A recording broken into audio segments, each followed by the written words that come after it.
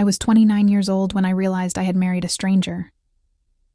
We were sitting at his family's dinner table in a village so remote it did not appear on Google Maps, surrounded by people speaking a language I had promised to learn, but never did, eating food I had learned to pretend to enjoy. His mother was watching me with those sharp, calculating eyes, waiting for me to make a mistake. His father was silent, as always, but his silence felt like judgment. And Karam, my husband, the man I had fallen in love with across an ocean, was somewhere between them and me, belonging to both worlds and neither. That is when I understood. I had not just married Karam. I had married his family, his village, his traditions, his secrets, and the man I thought I knew. The man who had typed sweet messages to me in perfect English, while I sat in my Toronto apartment drinking wine and dreaming of adventure. That man did not exist. He had been a carefully constructed fiction, a bridge between his world and mine that collapsed the moment I tried to cross it. This is the story of how I lost myself in rural Turkey. How I converted to a religion I did not believe in, learned to cover my head and my voice, and discovered that the man I loved had been lying to me from the very beginning. This is the story of how love can be a trap disguised as a promise. My name is Rebecca Mitchell. I am Canadian. And this is my warning. It started innocently enough. I was on Hello Talk, trying to improve my Turkish. I had visited Istanbul once on vacation and fallen in love with the city, the history, the food, the energy.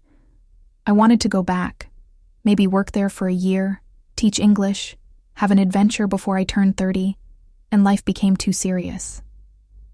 I posted in a language exchange group, asking if anyone wanted to practice Turkish and English.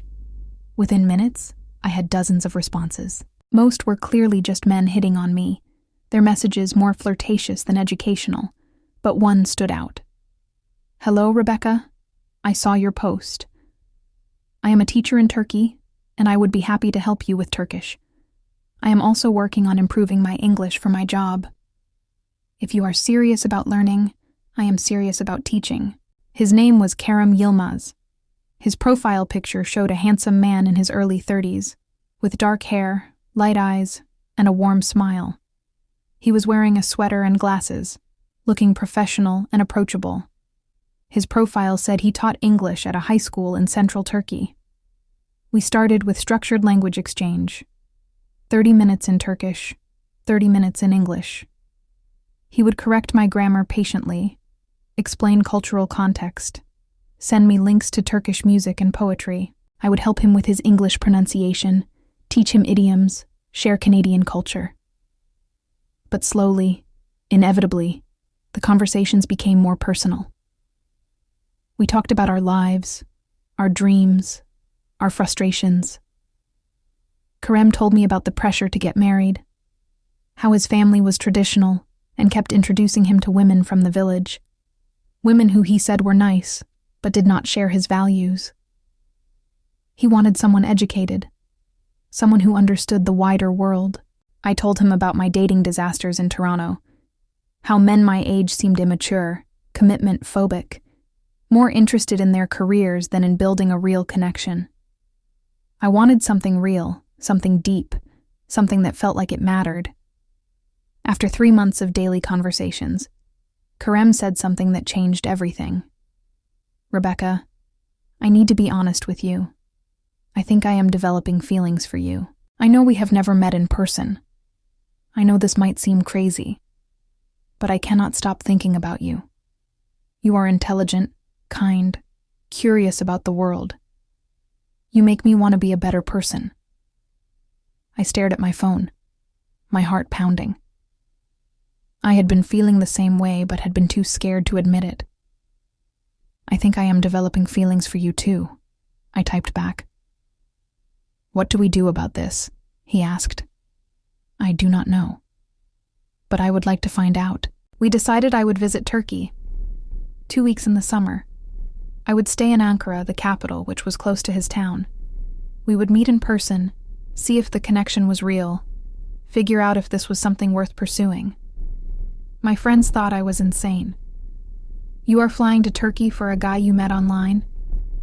Rebecca, please tell me you are joking. I am not joking. I really like him. You do not even know him. He could be anyone. He could be dangerous. He's not dangerous.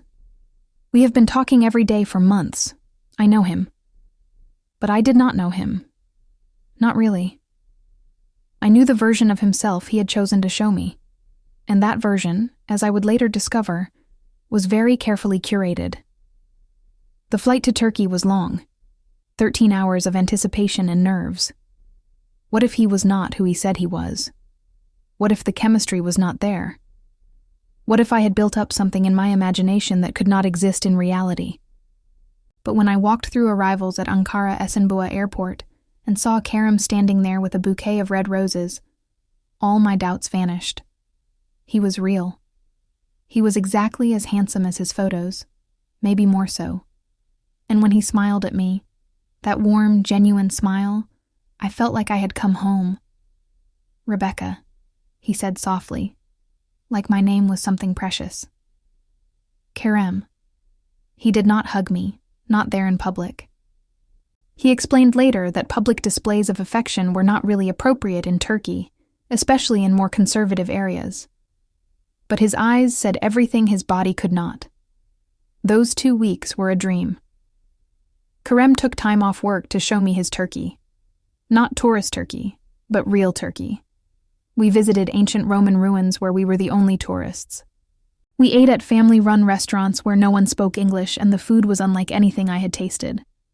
We walked through markets, sat in tea gardens, talked for hours about everything and nothing. He introduced me to some of his friends from university, young professionals who had moved to Ankara for work. They were warm and welcoming, curious about Canada, impressed that I was learning Turkish. With them, I saw the modern, educated side of Turkey that I had read about but not fully understood. But he did not take me to his village. He did not introduce me to his family. When I asked why, he said they were very traditional, very protective, and it would be better to wait until we were more serious. How serious do we need to be? I asked. He looked at me carefully. In Turkey, when a man introduces a foreign woman to his family, it means he intends to marry her. Are you ready for that conversation? I was not ready. Not after 2 weeks. So I let it go. On my last night in Turkey, we sat on the balcony of my hotel in Ankara, overlooking the city lights. Kerem took my hand, his expression serious. I do not want you to leave. I do not want to leave either. Then come back. Move here. We can be together for real. Kerem, I have a job, a life in Canada. And I have a job, a life here. One of us has to move, and it is much harder for me to get to Canada than for you to come to Turkey. He was right. Turkey had a growing demand for English teachers. I could find work easily, and I had been wanting an adventure, a change, something that felt significant. Let me think about it, I said. But in my heart, I had already decided. Back in Toronto, I could not stop thinking about Kerem. We talked every day, video calls that lasted hours. He sent me care packages with Turkish sweets, evil eye charms, handwritten letters in both Turkish and English.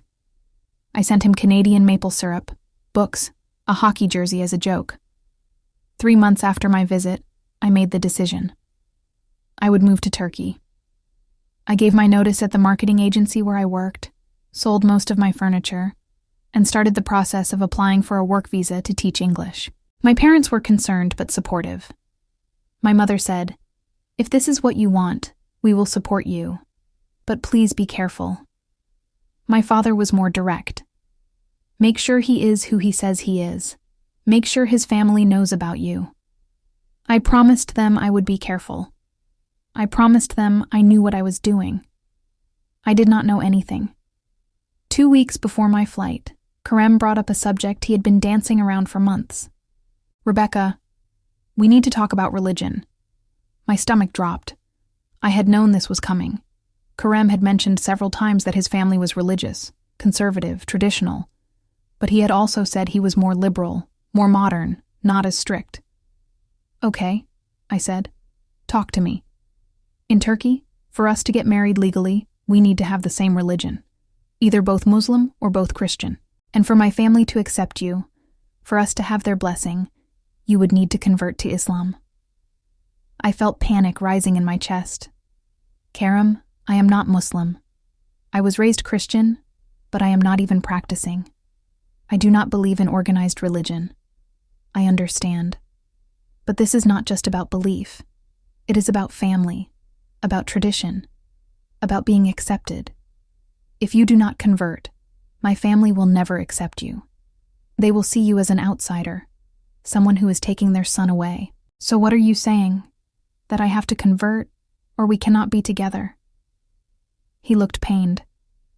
"I am saying that if you want this to work, if you want to build a life with me here, you need to understand that religion is not just personal in Turkey. It is social, it is cultural, it is everything." I felt tears burning behind my eyes. "You are asking me to change who I am. I am asking you to adapt, to compromise. I am giving up the possibility of marrying a Turkish woman who my family would immediately accept. You are giving up some of your identity to join mine. It is a compromise on both sides." But it was not a compromise. A compromise is when both people give something up and both people gain something. This was me giving up everything and hoping it would be enough. Still, I loved him. I wanted to believe that love was enough. So I agreed. The conversion process was simpler than I expected. In Turkey, you could convert by simply declaring the Shahada, the Islamic declaration of faith, in front of witnesses at a mosque. Kerem arranged everything. He found a mosque in Toronto that had a Turkish imam who spoke English.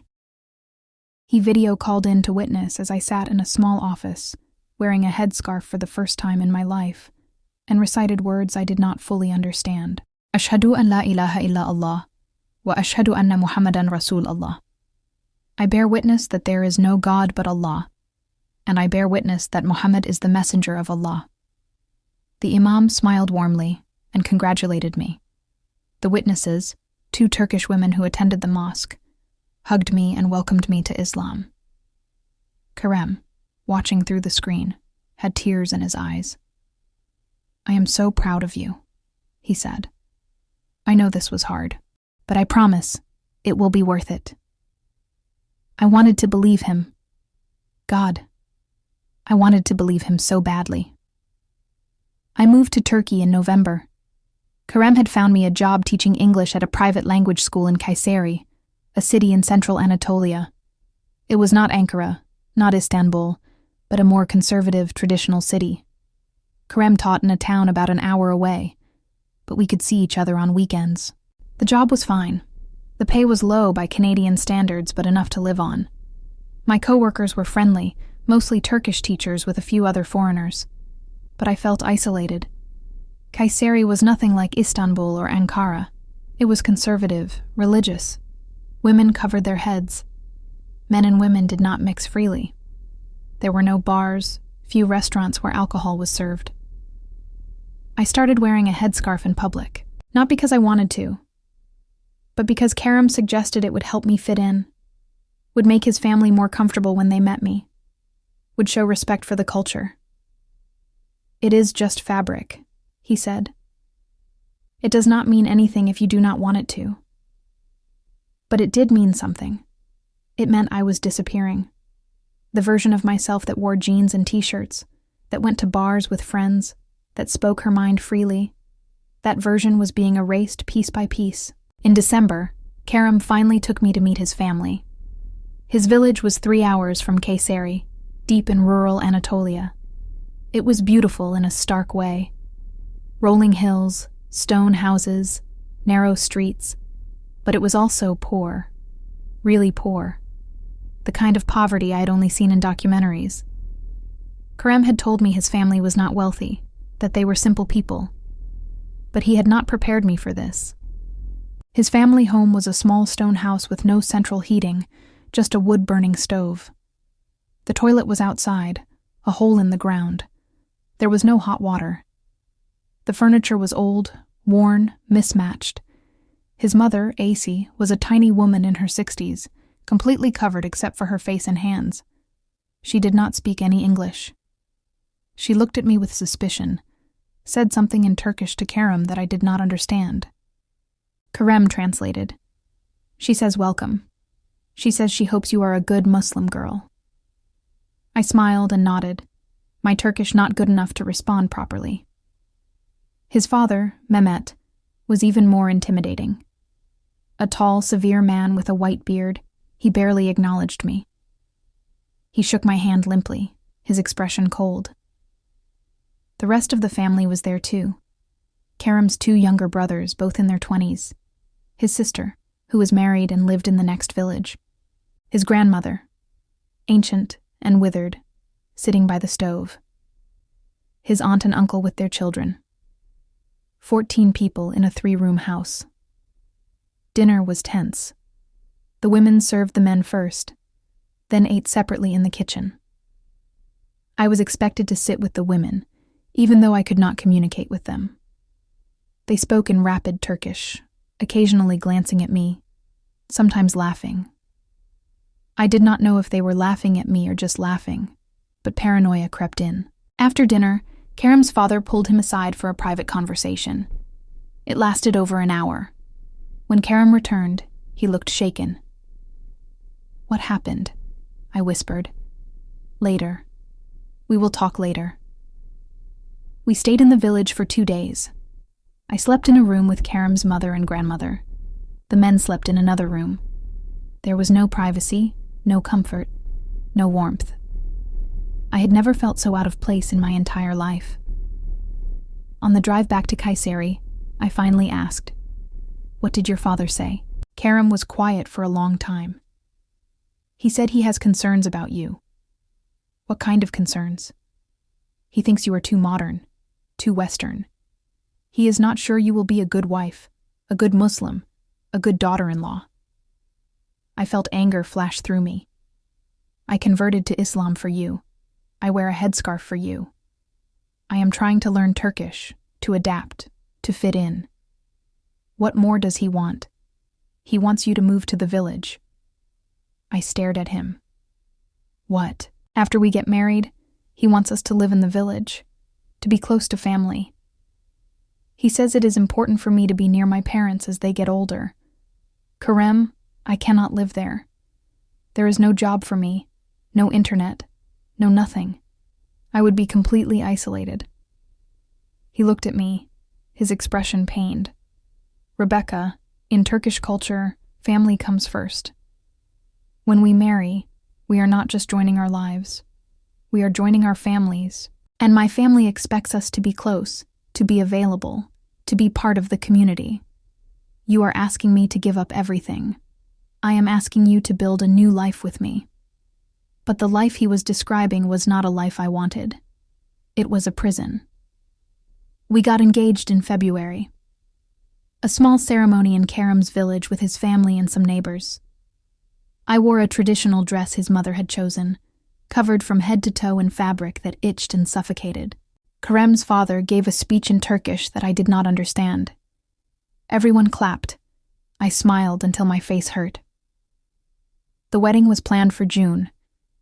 Kerem said we needed time to save money, to prepare. His family expected a traditional wedding, which was expensive. I offered to help pay, but Kerem's father refused. It would be shameful, he said through Kerem, for the bride's family to pay for the wedding. But as the months passed, I started noticing things that did not add up. Kerem was always busy. He taught during the week, but on weekends when we were supposed to spend time together, he was constantly going back to the village for family obligations.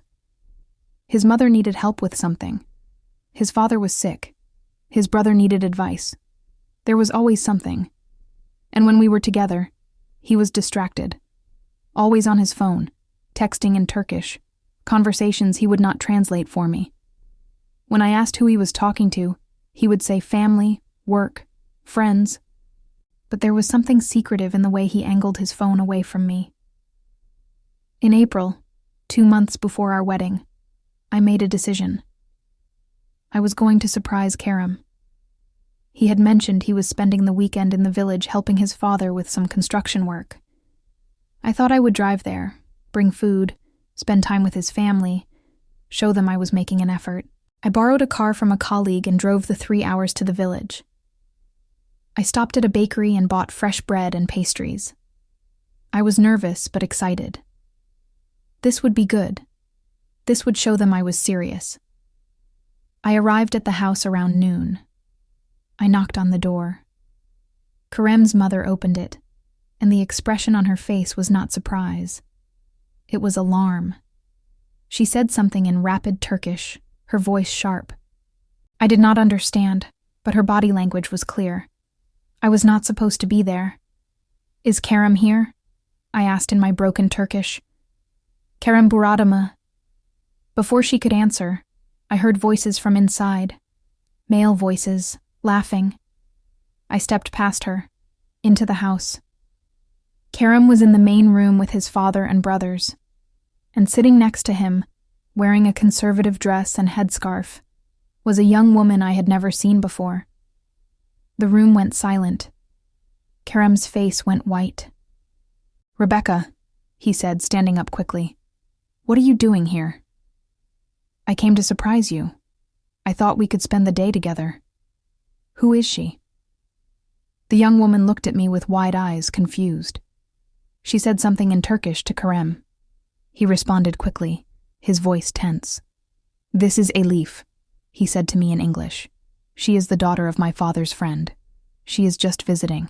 But something in his tone, in the way his father was looking at him, in the way his mother was wringing her hands, told me this was not just a visit. "I need to talk to you," I said. "Outside. Now." We stood in the street, the cold April wind biting through my jacket. I looked at Karam, and I saw a stranger. "Tell me the truth.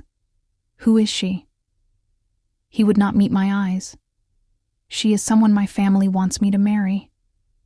I felt the world tilt. "What?" "Before you came into my life, my family had been arranging a marriage for me with her. She is from a good family. They have known each other for years. When I told them about you, they were angry. They said they had already made promises to her family. And you did not think to tell me this?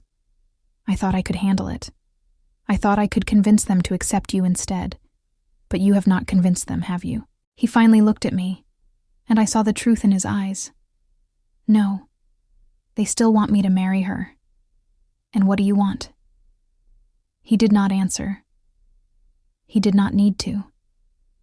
I left the village that day and did not look back.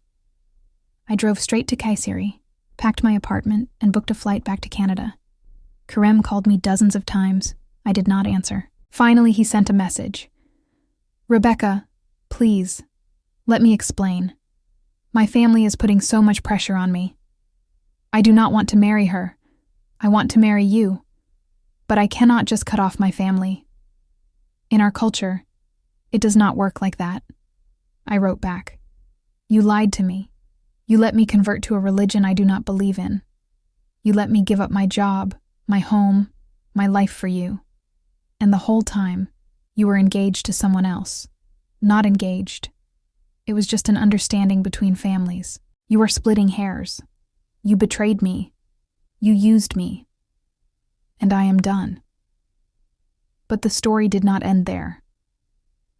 Because 2 weeks after I returned to Toronto, broke and heartbroken and living on my parents' couch, Karam showed up at my door. I do not know how he got my address. I do not know how he got a visa to Canada so quickly. But there he was, standing on my parents' front porch with flowers and tears in his eyes. "Rebecca, please. I made a mistake. I should have been honest with you from the beginning. I should have stood up to my family. I choose you. I want to marry you." My mother was standing behind me, her arms crossed, her expression cold. She had watched me fall apart over the past 2 weeks.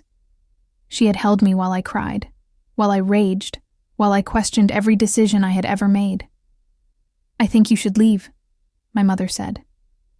"Please," Karam begged. "I love you." And maybe he did love me. Maybe he loved the idea of me, the Western woman who represented freedom and modernity. But he also loved his family, his culture, his traditions. And he wanted both. Wanted to have his cake and eat it too. "I cannot trust you," I said quietly. "You lied to me about something fundamental. How do I know there are not other lies?" "There are no other lies," he insisted. But there were. I found out later, through a Turkish woman I had befriended in Kayseri who reached out to me on Facebook, that Karam had indeed married Elif. 2 months after I left. A big traditional wedding in the village. He had chosen his family over me, which I suppose I should have expected. The woman sent me photos from the wedding. Karam in a suit, Elif in a white dress, both of them smiling, his family surrounding them, celebrating, a whole life that had been waiting for him, that I had never really been part of. I blocked Karam on everything. I deleted every photo, every message, every reminder of him. I threw away the evil eye charm he had given me, the Turkish tea glasses, the headscarves I had worn to please him. It took me 2 years to fully recover. 2 years of therapy, of rebuilding my life, of learning to trust myself again. I had given up so much for a man who was never fully mine. I had changed my religion, my appearance, my entire identity for someone who had been lying to me from the beginning. And the worst part? I had ignored every red flag. The secretiveness. The way he always prioritized his family. The fact that he never stood up for me. Never defended me. Never chose me when it mattered. I learned that love built on deception always crumbles eventually. The only question is how much of yourself you lose before it does. If you have ignored red flags for love, share your story in the comments. Hit that like button if this warned you about something, and subscribe for more honest stories about intercultural relationships. What culture should we explore next?